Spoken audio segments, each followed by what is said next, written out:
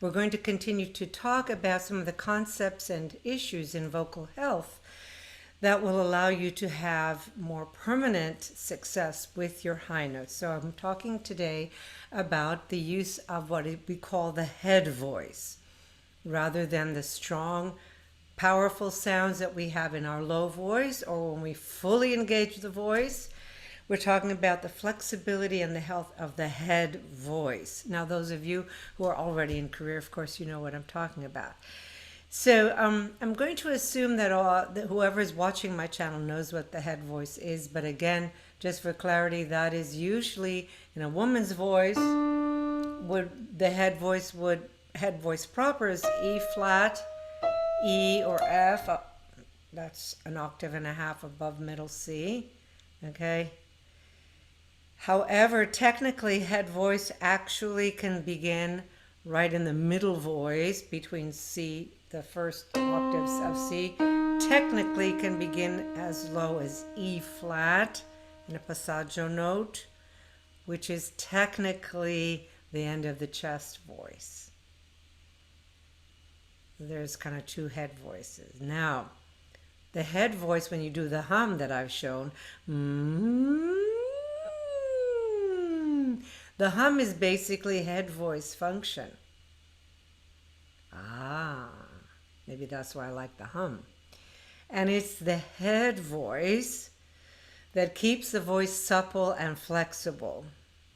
So if we lose the head voice, and we generally have lost the clarity, the brilliance, and the thrust of those high notes, and many times of the voice itself. So just remember that. Don't be afraid to sing with that lighter mechanism, and don't look for that heavy sound, that your powerful sound all the time when you sing.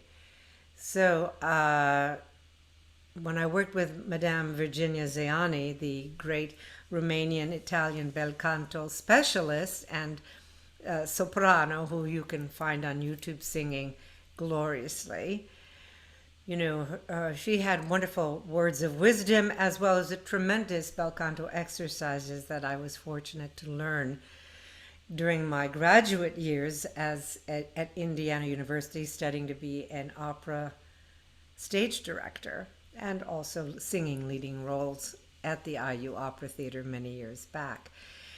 So she was always able to demonstrate that lighter mechanism for me, and it was absolutely wonderful. And in those days, I didn't really have that lighter mechanism well coordinated. It took me longer to really get that in. I had a very strong middle voice, a very well integrated middle voice, and had a very dark, powerful sound.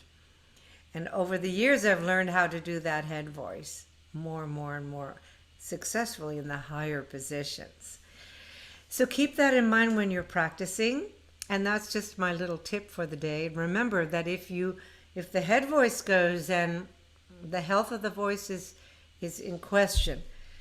So we want, obviously, the three mechanisms, the light, and the very heavy, and the middle, to be well organized. I hope that was a good reminder for you. And if you like this video, like, subscribe, and share. Thank you.